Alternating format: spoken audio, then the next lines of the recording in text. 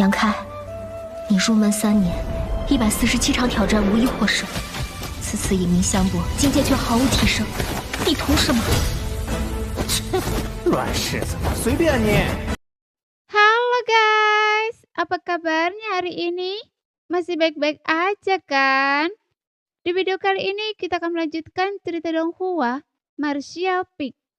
Oke, nggak usah lama-lama lagi, kita langsung aja ke ceritanya. Pada saat ini kata-kata Mushoki menunjukkan rasa enggan, mampu membuka lorong hampa secara langsung dengan susunan sihir yang dibawa oleh sepotong kulit binatang. Yangke langsung tercengang. Meskipun penelitian dan penguasaan kekuatan spesialnya cukup luar biasa, ia sama sekali tidak bisa menciptakan benda seperti itu dengan kemampuannya saat ini. Dia hanya bisa berteleportasi menggunakan kekuatan spesialnya sendiri, dan itu pun sangat rentan terhadap gangguan. Begitu energi langit dan bumi di sekitarnya menjadi tidak stabil, teleportasinya akan sangat tidak efektif. Hal ini berkaitan dengan kekuatannya, penguasaan kekuatan spesialnya, dan hukum-hukum alam astral. Hukum-hukum alam astral berkali-kali lipat lebih padat daripada hukum alam bintang asalnya, sehingga teleportasi Yangke sangat terhambat di sana. Dan Li Wuyi yang mampu menciptakan harta karun seperti kulit binatang di hadapannya jelas memiliki tingkat penguasaan kekuatan spesial yang bahkan tak terbayangkan oleh Yangke. Saudara Yang, maafkan saya. Mushoki tiba-tiba meminta maaf lagi tampak bersalah. Kenapa Anda tiba-tiba berkata begitu? Yangke menatapnya. Terakhir kali saat keadaan berbahaya, saya awalnya ingin membawa Anda, tetapi serangan ponik datang terlalu cepat, dan saya hanya bisa melarikan diri sendiri. Kemudian saya ingin masuk ke dalam untuk menemukan Anda lagi, tetapi saya tidak bisa masuk lebih dalam. Saya pikir Anda pasti mati. Mendengar ini, Yangke terkekeh. Mengenai hal ini, ia dan Mushoki memiliki pemikiran yang sama. Keduanya percaya bahwa satu sama lain pasti telah binasa di bawah api hitam penghancur dunia. Tetapi tanpa diduga, mereka masing-masing memiliki cara untuk melarikan diri. Lalu bagaimana Anda bisa melarikan diri, Saudara Yang? Tanya Mushoki. Saya ahli dalam kekuatan spesial. Yangke mengarang cerita dengan santai. Oh, benar. Paman Li mengatakan bahwa orang yang ahli dalam kekuatan spesial adalah yang terbaik dalam melarikan diri. Mushoki tiba-tiba menyadari. Melihat tatapannya yang sepenuhnya yakin, Yangke merasakan rasa bersalah yang aneh membuncak dalam dirinya. Kemudian keduanya mengobrol santai lagi. Namun melalui penyelidikan Yangke, baik yang disengaja maupun tidak, ia juga menemukan bahwa tingkat kultivasi Li Wuyi sebenarnya setara dengan seorang ahli alam kaisar. Jadi dia tidak repot-repot menanyakan latar belakang Mushoki. Terkadang semakin sedikit yang diketahui semakin baik. Asal-usul Mushoki jelas luar biasa, sesuatu yang sangat dipahami Yangke.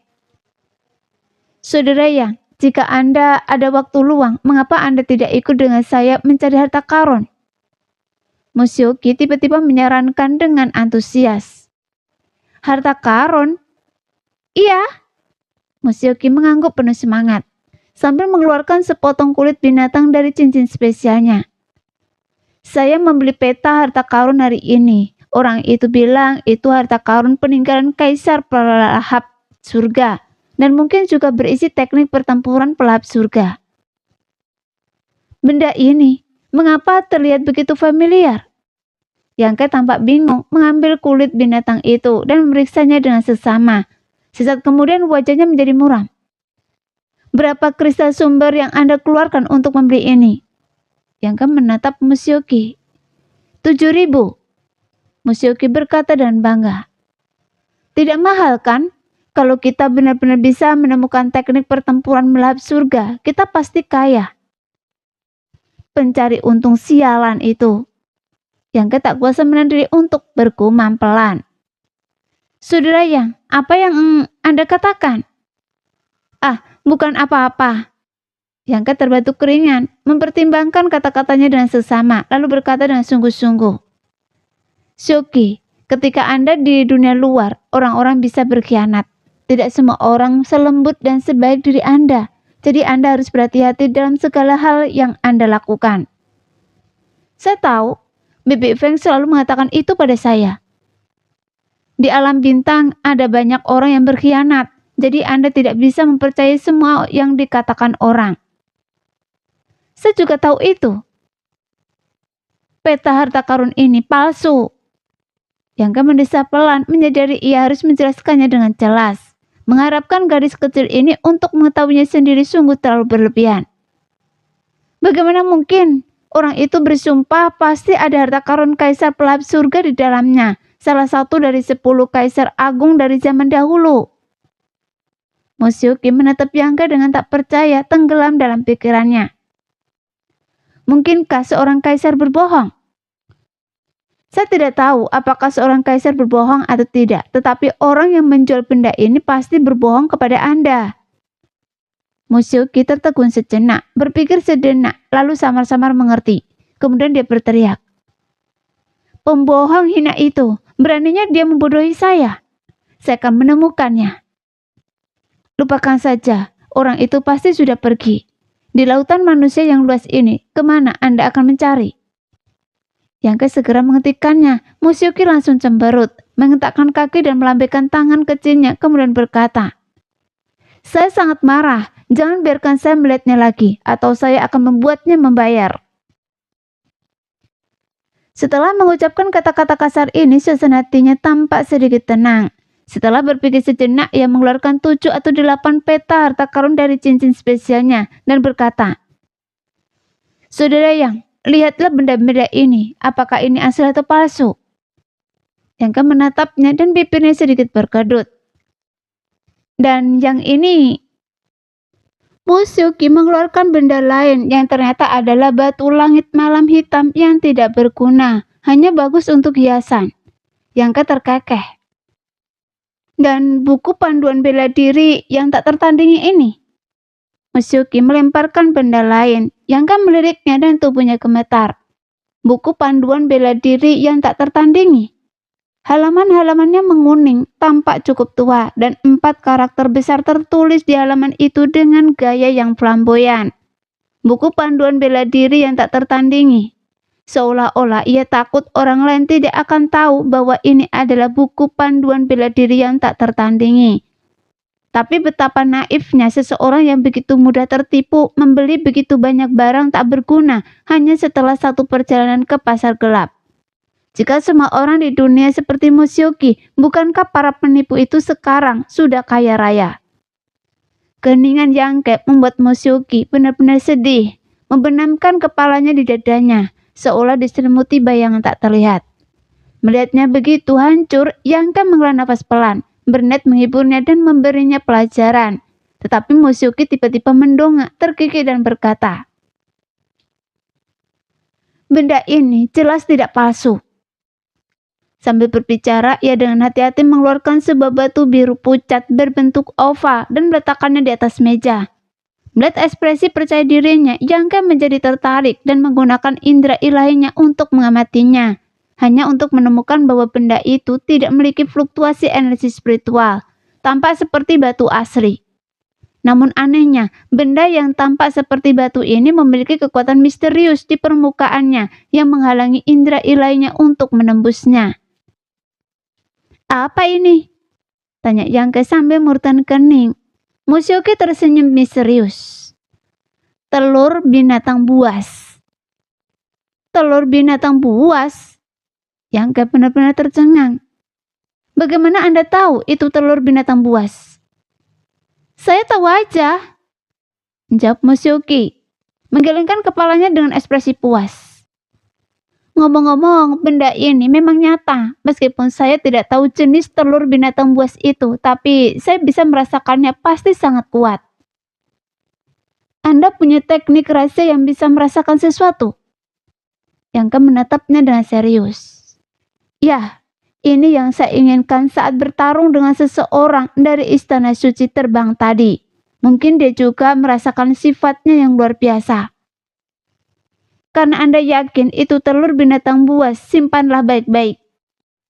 Yangka tidak tahu banyak tentang hal semacam ini, tetapi karena Mushoki punya teknik rahasia yang bisa merasakan sesuatu, itu tidak mungkin salah. Ini mungkin satu-satunya yang ia dapatkan dari penjelajah pasar gelap. Ngomong-ngomong, Shoki, apa Anda tahu sesuatu tentang teknik pertempuran melahap surga? Yangka tiba-tiba teringat sesuatu dan bertanya. Teknik pertempuran melahap surga? Itu teknik milik Kaisar Pelahap Surga, jadi tentu saja saya tahu. Mushoki mengangguk. Kaisar Pelahap Surga mengandalkan teknik tertinggi ini untuk secara bertahap mencapai puncak dan menjadi kaisar tingkat atas. Di zamannya, kaisar ini adalah sosok yang sangat kuat, bahkan berada di peringkat 3 teratas di antara 10 kaisar agung. Oh, dan bagaimana dengan Kaisar Pelahap Surga sekarang? Dia telah lama meninggal. Mushoki tersenyum tipis. Konon, teknik pertempuran melahap surga tak tertahankan bagi langit dan bumi. Kaisar mengolahnya hingga ditolak oleh hukum langit dan bumi, sehingga meninggal karena penyimpangan kultivasi. Tapi saya tahu. Saat itu ia tersenyum misterius dan berbisik. Itu tidak benar. Lalu, apa kebenaran sebenarnya? Kaisar Pelahap Surga dikepung oleh sekelompok orang dan meninggal di Laut Bintang yang hancur. Ketika Mushoki mengatakan ini, ekspresinya tiba-tiba menjadi lebih serius dari sebelumnya, yang membuat mata Yangka menyipit, dan ia berkata dengan suara berat. Kekuatan Kaisar Pelahap Surga berada di antara 3 besar dari 10 Kaisar Agung. Mereka berani mengepungnya. Mushoki menempelkan jari telunjuknya ke bibir, memberi isyarat. Ini rahasia besar. Saya hanya mendengar sedikit dari percakapan Paman Li dan Bibi Feng. Saudara Yang, Anda tidak boleh memberitahu siapapun. Kalau tidak, bisa-bisa Anda mati. Jelas tidak banyak orang di dunia ini yang tahu rahasia ini. Saya mengerti itu. Tapi, mengapa makhluk-makhluk itu mengepung Kaisar Pelahap Surga? Saya tidak tahu. Mushoki menggelengkan kepalanya. Mengingat kepribadian Mushoki, jika ia benar-benar tahu sesuatu, ia tidak akan pernah menyembunyikannya. Karena ia bilang tidak tahu, maka ia benar-benar tidak tahu. Jadi Yangka tidak melanjutkan masalah ini. Namun, Yangka secara naluriah merasa bahwa pengepungan Kaisar Pemakan Surga mungkin ada hubungannya dengan teknik pertempuran pemakan surga. Sepertinya sudah waktunya mempelajari teknik pertempuran itu. Meskipun Yangka tahu bahwa instruksi Wu Mengchuan dalam teknik pertempuran melahap surga jahat, itu tetaplah teknik yang dikuasai oleh 10 kaisar agung, dan akan sangat disayangkan jika tidak digunakan. Setelah keduanya mengobrol cukup lama sebelum Mushoki pamit. Sebelum pergi, Mushoki memberi Yangka sebuah manik suara, mengatakan kepadanya bahwa jika dia ingin menemukannya, dia hanya perlu masukkannya dengan indera ilahinya. Jadi Yangka tentu saja setuju. Meskipun Mushoki terlalu naif, bagaimanapun juga dia memiliki asal-usul yang luar biasa dan memiliki banyak pengetahuan. Terlebih lagi, pemahaman dan pengalamannya di beberapa bidang berada di luar kemampuannya sendiri. Mungkin suatu hari nanti dia benar-benar bisa mendapatkan manfaat dari kekuatannya. Yangka tentu saja tidak akan menolak kebaikannya. Lagi pula, mereka sekarang tinggal di kota hutan Mample. Memperkuat koneksi mereka akan memudahkan untuk saling membantu jika terjadi kejadian tak terduga. Manik suara berfungsi serupa dengan kompas komunikasi, tetapi manik suara Mushoki dibuat khusus. Membuatnya bahkan lebih berguna daripada kompas komunikasi. Dilihat dari fluktuasi energinya saja, manik itu jelas merupakan harta rahasia tingkat raja kekosongan tingkat tinggi. Setelah mengantar Mushoki pergi dan Yangka menyiapkan sejumlah besar kristal sumber di guanya, mengaktifkan semua susunan terlarang tanpa mempedulikan konsumsi. Sekarang setelah ia memiliki sejumlah besar kristal sumber, ia tentu tidak akan pelit dalam hal ini. Setelah memastikan keamanan dan kerahasiaan, ia kemudian memanggil manik alam mistik dan masukinya sendirian. Di dalam alam mistik kecil, semuanya tetap tenang. Yangka melepaskan indera ilahinya dan seluruh situasi di dalam alam mistik kecil segera menjadi jelas. Di kebun herbal, ramuan obat yang sebelumnya ia peroleh dari tanah hilang tumbuh subur. Semua ramuan ini adalah material tingkat Raja Kekosongan dan memurnikannya menjadi pil roh akan sangat bermanfaat bagi perkembangan seniman bela diri tingkat Raja Kekosongan. Yangke enggan menggunakannya sebelumnya karena ramuan ini sangat langka dan berharga di wilayah bintang asalnya. Namun karena ia telah tiba di alam bintang, tempat sumber daya alam jauh lebih melimpah, ramuan-ramuan ini bukanlah sesuatu yang istimewa. Oleh karena itu, ia memutuskan untuk memurnikan semua ramuan obat ini menjadi ramuan untuk diolah sendiri.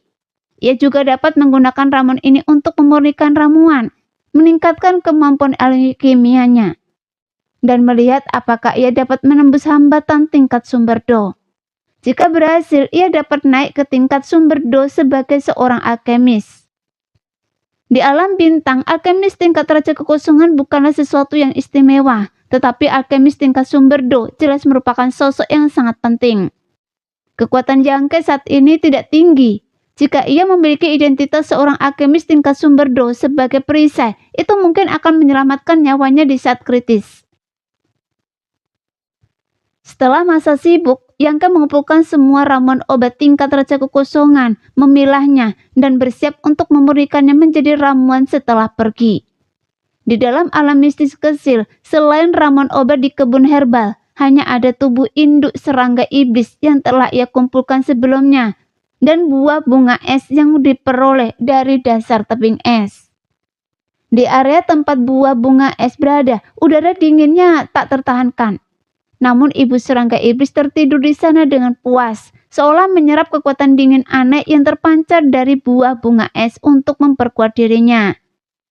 Setelah masa istirahat dan fusi ini, ibu serangga iblis yang telah berubah menjadi monster darah telah pulih secara signifikan dari luka-lukanya, dan banyak luka di tubuhnya menunjukkan tanda-tanda penyembuhan. Lagi pula, meskipun tubuh fisik ibu serangga iblis telah mati, darah emas murni Yangke memiliki kemampuan regenerasi yang kuat. Yang paling mengejutkan Yangke adalah pedang kembar ungu dan biru.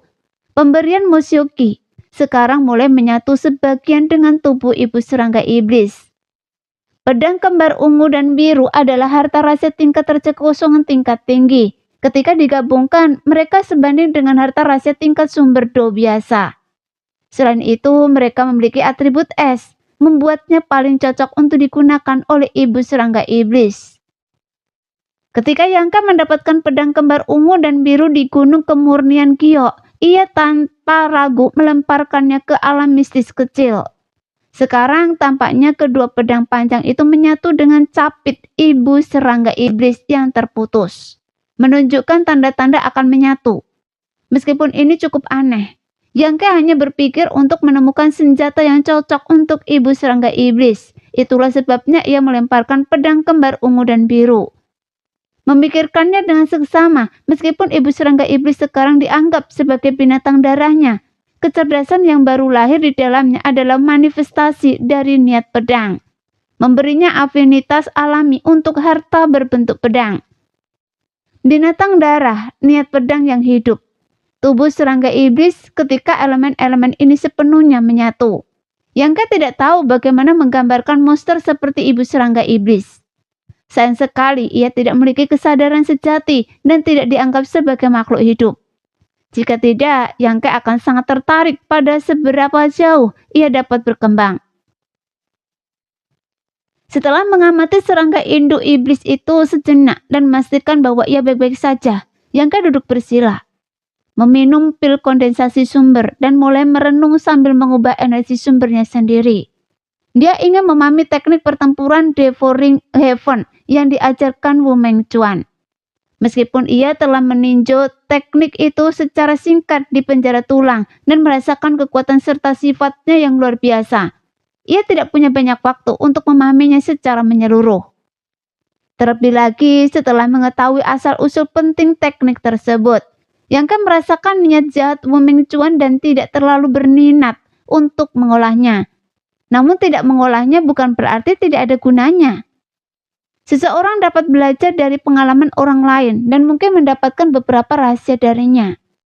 Yangke dengan cepat memahami kondisi penyerapan penuh. Setelah berkultivasi hingga titik ini, ia telah menemukan beberapa teknik dan seni rahasia serta memiliki pengetahuan dan wawasan yang luas.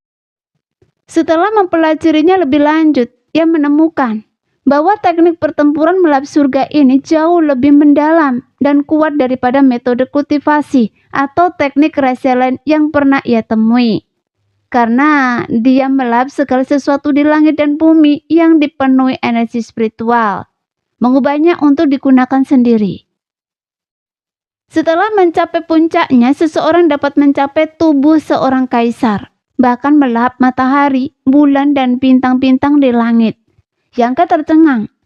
Kaisar melahap surga yang menciptakan teknik ini benar-benar gila. Dia bahkan ingin melahap dan memurnikan bintang-bintang dan seluruh dunia. Namun setelah merenung lebih lanjut, Yangka merasa sangat mengagumi kaisar pelahap surga. Terlepas dari apakah ia gila atau tidak, orang ini tidak diragukan lagi memiliki bakat luar biasa. Jika tidak, ia tidak akan pernah menciptakan teknik seperti itu. Dunia bergosip bahwa teknik pertempuran melahap surga tidak dapat ditoleransi oleh langit dan bumi yang tidak sepenuhnya tidak berdasar. Teknik seperti itu memang tidak dapat diterima oleh langit dan bumi dan tidak dapat diterima oleh kaisar lainnya. Kematian kaisar pelahap surga dikepung oleh kaisar lain dan jatuh ke laut bintang yang hancur. Bisa dibilang adalah kesalahannya sendiri. Namun Yangke dengan tajam merasakan ada yang tidak beres dengan teknik ini. Memakan dan memurnikan segala sesuatu di dunia dengan energi spiritual untuk kepentingan diri sendiri terdengar menggoda dan dapat menyebabkan pertumbuhan pesat dalam waktu yang sangat singkat. Namun, melahap dan memurnikan tanpa kendali seperti itu pasti membawa bahaya tersembunyi yang besar. Semua benda memiliki energi yang berbeda, melahapnya ke dalam tubuh yang sama, tanpa daya tahan dan kemampuan konversi yang sangat kuat. Pada akhirnya, hanya akan menyebabkan konflik antar energi yang berbeda, yang pasti mengarah pada penyimpangan ki. Contoh paling jelas adalah Wu Mengchuan. Pria tua itu eksentrik, kejam, dan bengis, membunuh bahkan pengikut setianya tanpa ragu. Jelas berkaitan dengan kultivasinya dalam teknik ini. Terlebih lagi jika teknik ini benar-benar ajaib, Wu Mengchuan tidak akan masih berada di tingkat ketiga alam sumber Do. Dia kemungkinan besar sudah mencapai alam kaisar. Alat yang tidak berguna. Disayangke. Teknik tingkat tinggi seperti itu yang sekarang ada di tangannya telah menjadi sesuatu yang tidak berguna untuk disimpan tetapi sayang untuk dibuang, yang sangat ia sesali. Bagaimanapun ia tidak akan pernah mempertaruhkan masa depannya dengan mengolah teknik pertempuran melahap surga ini, karena ada lebih dari satu jalan untuk menjadi seorang kaisar. Tepat ketika Yangka merasa menyesal dan patah hati atas teknik pertempuran melahap surga, sebuah inspirasi tiba-tiba muncul dan sebuah ide cemerlang muncul di benaknya. Teknik pertempuran melahap surga memungkinkan seseorang untuk melahap makhluk hidup di langit dan bumi dan mengubahnya untuk digunakan sendiri. Kemampuan bawaan klan boneka batu adalah melahap dan memurnikan berbagai mineral, menghilangkan ampasnya dan mempertahankan esensinya untuk memperkuat diri. Keduanya memiliki beberapa kesamaan yang mencolok. Terlebih lagi, boneka batu tidak terbuat dari daging dan darah. Dalam hal kemampuan beradaptasi dan daya tahan, makhluk apa di dunia ini yang bisa lebih kuat dari mereka? Ambil contoh Xiao. Ia bahkan dapat melahap dan memurnikan esensi sejati matahari, apalagi hal-hal lainnya. Apa yang akan terjadi jika boneka batu mengolah teknik pertempuran melahap surga? Secara umum, klan golem batu tidak dapat mengolah teknik kultivasi apapun. Karena meskipun mereka sangat berbakat dan sangat kuat, kecerdasan mereka terlalu rendah. Mereka tidak dapat memahami misteri teknik kultivasi apapun, apalagi mengolahnya. Bagaimanapun sang pencipta sangat adil, menganugerahkan fisik yang kuat dan kekuatan penghancur yang luar biasa kepada klan golem batu. Bahkan tingkat pertumbuhan yang sangat tinggi, tetapi melenyapkan sebagian besar kecerdasan mereka. Jika ras golem batu juga memiliki kecerdasan yang tinggi, mereka pasti akan menjadi ras yang sebanding dengan roh suci kuno. Dan mereka semua akan seperti itu. Sebuah prospek yang sungguh mengerikan. Namun Yangke memiliki tubuh Dharma. Tubuh Dharmanya awalnya bertransformasi dari golem batu emas, menyatu dengan seluruh benua yang melayang. Itu adalah tempat tinggal secerca roh Yangke. Pada dasarnya, tubuh keduanya. Ketidakmampuan ras golem batu untuk mengolah teknik bukan berarti tubuh Dharma tidak bisa. Memikirkan hal ini, darah Yangke mendidih. Ia tiba-tiba menyadari bahwa tubuh Dharmanya memiliki keunggulan tak tertandingi dalam mengolah teknik pertempuran melahap surga. Dia segera menggerakkan indera ilahinya, mengambil secerca roh yang bersemayam di tubuh Dharmanya, lalu memasukkan teknik pertempuran surga yang melahap dan wawasannya sebelumnya ke dalam gumpalan itu. Baru pada saat itulah ia muncul, tiba di lokasi tubuh Dharmanya. Gumpalan roh melesat keluar lagi, menyerbu tubuh Dharma yang besar bagaikan gunung. Segera setelah itu, tubuh Dharma itu mengambil posisi yang sangat aneh, khidmat dan bermartabat. Ia mulai mengolah teknik pertempuran melahap surga. Tahap awal, tidak ada gerakan yang aneh, tetapi seiring berjalannya waktu, suara retakan tiba-tiba datang dari dalam tubuh Dharma yang sangat besar itu. Sedikit mengejutkan Yangke. Awalnya ia berpikir ada yang salah dengan kultivasinya, namun setelah dengan cermat merasakan situasi di sisi rohnya yang terbagi, ia menemukan bahwa itu tidak benar. Suara retakan terus berlanjut tanpa henti, diikuti oleh suara gemerisik. Potongan-potongan besar material seperti batu jatuh dari tubuh Dharma, berubah menjadi debu saat menghantam tanah, dan berhamburan kemana-mana. Mata Yangke berbinar, dan ia tak bisa menahan senyum. Teknik pertempuran melahap surga memang luar biasa. Itu praktis merupakan teknik kultivasi tingkat atas yang dirancang khusus untuk ras golem batu. Karena benda-benda yang jatuh dari tubuh Dharma semuanya adalah kotoran dan benda tak berguna yang telah dilap energinya. Tubuh Dharma awalnya menyatu dengan seluruh benua terapung, dan selama beberapa tahun terakhir, ia telah menyempurnakannya menggunakan kemampuan ilahi bawaan ras golem batu. Sayangnya perkembangannya sangat lambat, sehingga ukurannya tetap sangat besar, menghambat pergerakannya. Inilah alasan mengapa Yangke tidak pernah mempertimbangkan untuk menggunakan tubuh Dharma dalam banyak pertempuran. Tubuhnya terlalu besar, mengeluarkannya dari tubuh mutiara alam mistik akan membutuhkan kekuatan ilahi yang sangat besar. Mengapa Yangke menggunakannya kecuali benar-benar diperlukan? Berdasarkan perkembangan sebelumnya, Yangke memperkirakan akan membutuhkan setidaknya 10 atau 20 tahun lagi tubuh Dharmanya untuk menyusut secara bertahap hingga ketinggian sekitar 12 kaki, di mana ia dapat menggunakannya dengan bebas. Namun saat itu, kekuatan Yangke pasti akan jauh lebih besar daripada sekarang. Seberapa besar bantuan yang dapat diberikan oleh tubuh Dharma yang sebanding dengan tingkat ketiga alam Raja Kekosongan? Sebenarnya, Yangke telah diganggu oleh tubuh Dharmanya, tetapi tidak memiliki solusi yang baik dan hanya bisa mengabaikannya. Namun sekarang, teknik pertempuran melahap surga tampaknya menyelesaikan masalah ini.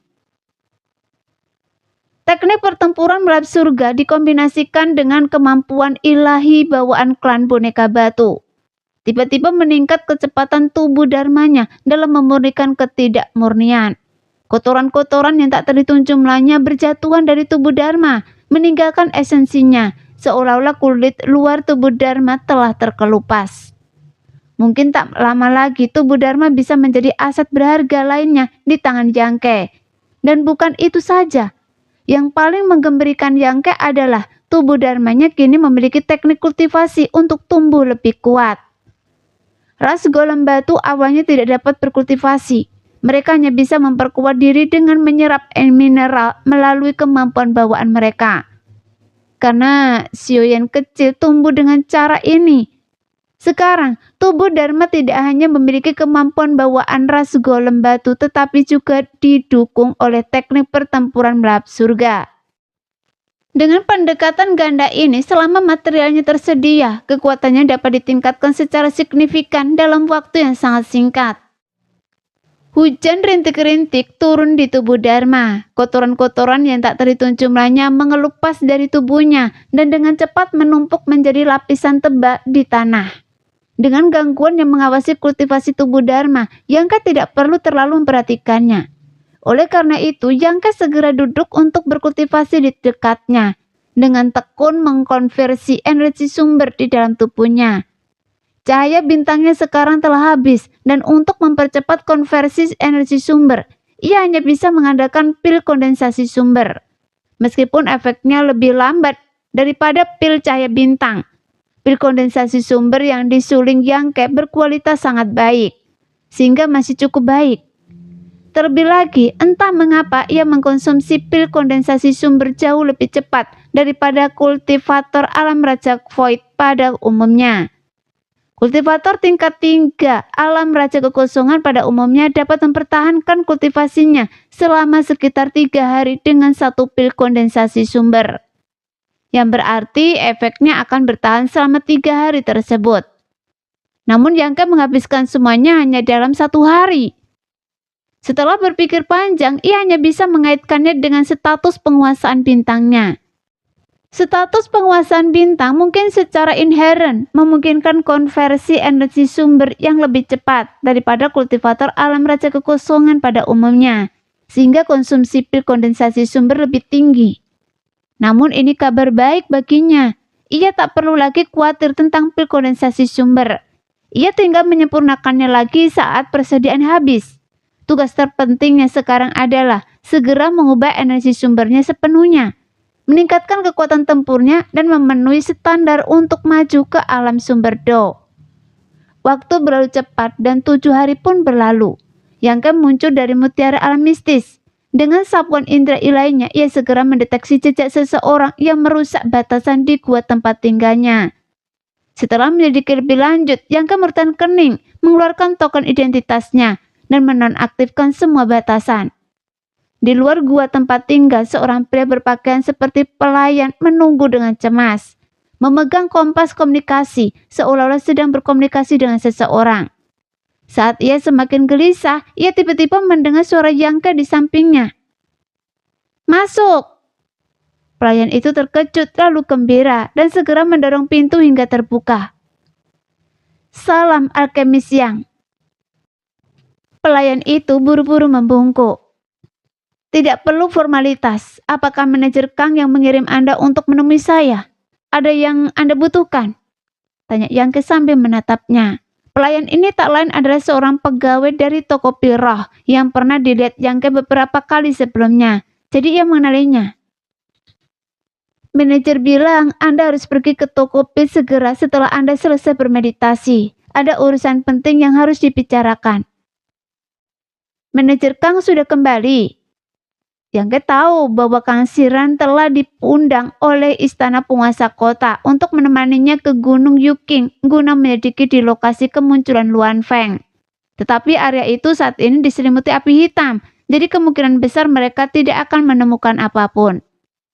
Dilihat dari waktunya, sudah waktunya baginya untuk kembali. Pemilik toko kembali 2 hari yang lalu. "Alkemis Yang, jika Anda tidak ada urusan lain, mengapa Anda tidak ikut saya ke toko alkimia untuk berbicara dengan pemilik toko? Dia sudah beberapa kali mendesak saya," kata pelayan itu sambil tersenyum. "Baiklah, saya akan segera pergi." Yangka mengangguk.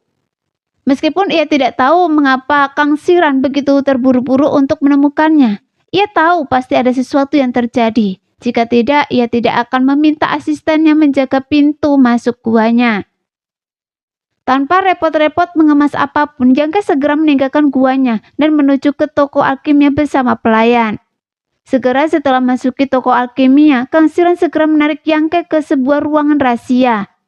Melihat sikap misteriusnya, Yangka tak kuasa menahan diri untuk bertanya dengan curiga. "Apa yang sedang dilakukan manajer Kang?" Kang Siran terkekeh dan berkata, "Alkemis Yang, ada kabar baik." "Kabar baik apa?" "Utusan bintang akan memberi kita kesempatan. Bukankah menurut Anda itu hal yang baik?" "Apa maksud Anda?" Yangka bertahan kening. Kata-kata Kang Siran begitu samar sehingga ia sulit memahaminya. Begini, kata Kang Siran sambil menuangkan secangkir teh untuk Yangke. 3 hari lagi utusan bintang akan mengaktifkan pagoda 5 warna di kota hutan Mample. Pagoda 5 warna? Yangke semakin bingung. Apa itu? Mulut Kang Siran ternganga, tampak cukup terkejut karena Yangke bahkan belum pernah mendengarnya. Namun mengingat ketidaktahuan Yangke sebelumnya, ia segera tersadar, menepuk kepalanya dan berkata, "Ini salah saya karena tidak menjelaskannya dengan jelas kepada alkemis Yang. Maafkan saya." Yangke tampak malu, tahu Kang Siran sedang menjaga mukanya dan tetap diam, menatapnya tajam. Pagoda 5 warna adalah harta karun kekaisaran. Harta karun kekaisaran? Yangke mengangkat alis. Memang, dan di antara harta karun tingkat kaisar, itu termasuk yang sangat tinggi. Kang Siran tersenyum tipis, tampak cukup puas dengan ekspresi Yangke. Namun, pagoda 5 warna adalah harta karun tingkat kaisar yang sangat istimewa. Pagoda itu tidak memiliki kemampuan menyerang maupun bertahan. Tidak bisa menyerang, tidak bisa bertahan. Lalu apa gunanya? Untuk kultivasi. Meskipun Yangke agak kurang paham tentang batas bintang, ia masih memiliki akal sehat. Fungsi harta karun rahasia tidak lebih dari sekedar menyerang dan bertahan, karena bukan keduanya, pagoda 5 warna hanya bisa digunakan untuk kultivasi. Kurang lebih, Kang Siran terkekeh. Pagoda 5 warna digunakan untuk latihan dan selalu menjadi harta karun latihan yang hanya bisa dimasuki oleh para prajurit Istana Dewa Bintang.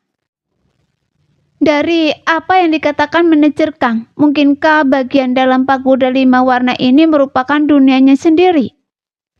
Yangke langsung memikirkan kemungkinan ini. Kang Siran menatap Yangke dan heran, lalu berkata dengan kagum. Alkemis Yang memang cerdas dan cepat berpikir. Sungguh bagian dalam pagoda 5 warna ini merupakan dunianya sendiri dan bahkan sangat mendalam. Setelah mendengarkan penjelasan Kang Siran, Yangke akhirnya memahami keseluruhan cerita. Pagoda 5 warna adalah harta karun tertinggi Istana Dewa Bintang yang terkenal di seluruh alam bintang. Bukan hanya karena merupakan harta karun setingkat kaisar, tetapi juga karena sangat istimewa. Pagoda 5 warna memiliki dunia sendiri, agak mirip dengan mutiara alam mistik, tetapi lebih lengkap daripada mutiara alam mistik yang dimiliki Yangke.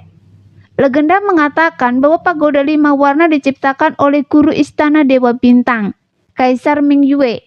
Tetapi sebenarnya pagoda 5 warna sudah memiliki prototipenya sebelum Kaisar Ming Yue menjadi terkenal. Baru kemudian Kaisar Ming Yue mendapatkannya, menyempurnakannya dan dengan demikian membentuk-bentuk akhirnya. Ruang di dalam pagoda dikatakan sebagai medan perang kuno yang berisi banyak harta karun kuno dan ramuan spiritual. Medan ini dalam medan perang itu tidak dapat diprediksi dan selalu berubah. Pagoda itu selalu berada di dalam Istana Dewa Bintang, menjadikannya tempat pelatihan yang paling populer dan mudah diakses bagi para murid Istana Dewa Bintang. Setiap murid Istana Dewa Bintang yang memenuhi persyaratan tertentu dapat pergi ke pagoda 5 warna untuk berlatih. Di sana, mereka mengasah kultivasi, meningkatkan keterampilan bertarung dan memahami misteri do surgawi, do bela diri, dan hukum domain. Meskipun pagoda 5 warna telah ada selama bertahun-tahun yang tak terhitung jumlahnya, dan banyak seniman bela diri telah masukinya untuk berlatih dan mencari peluang mereka sendiri. Harta karun di dalamnya justru semakin bertambah. Alasannya sederhana. Memasuki pagoda 5 warna bukannya tanpa resiko. Banyak murid Istana Dewa Bintang telah gugur di dalamnya, dan cincin spesial yang mereka bawa telah menjadi sisa-sisa di dalam pagoda 5 warna, yang menjadi target bagi para pendatang berikutnya. Pagoda 5 warna memiliki 5 tingkat. Tingkat pertama dan kedua diperuntukkan bagi seniman bela diri alam Raja Kekosongan untuk berlatih. Tingkat ketiga dan keempat diperuntukkan bagi seniman bela diri alam Sumberdo. Dan tingkat tertinggi yaitu tingkat kelima. diperuntukkan bagi seniman bela diri alam kaisar untuk berlatih dan mendalami doa agung. Di dalam pagoda, selain harta karun kuno yang tersembunyi dan ramuan serta obat-obatan spiritual berusia tak terhitung jumlahnya, yang benar-benar memikat para seniman bela diri adalah sekilas pandang tentang kekuatan doa surgawi dan asal-usul bintang. Karena tempat itu adalah medan perang kuno yang telah runtuh. Pada zaman dahulu, banyak sekali individu yang kuat dan luar biasa bertempur di sana, menghancurkan langit dan bumi, menghancurkan bintang-bintang, dan mengacaukan hukum alam. Oleh karena itu, di dalam pagoda terdapat banyak fragmen kekuatan hukum dan asal-usul bintang yang belum lengkap. Keduanya memang belum lengkap, namun mengandung banyak misteri dan keajaiban. Jika seorang seniman bela diri dapat memahaminya, itu akan sangat bermanfaat bagi seniman bela diri manapun. Dalam kultivasi seni bela diri, setelah alam raja kekosongan akan tiba alam sumber do, di mana seseorang harus mulai memahami hukum-hukumnya. Namun, seniman bela diri alam sumber do hanya dapat menggunakan hukum-hukum tersebut untuk benar-benar mengubah hukum menjadi hukumnya sendiri. Menjadikan kata-kata menjadi hukum adalah misteri yang hanya dapat dipecahkan oleh para ahli alam kaisar. Nah, sekian dulu cerita kali ini. Kita lanjut lain hari ya guys ya. Bye-bye.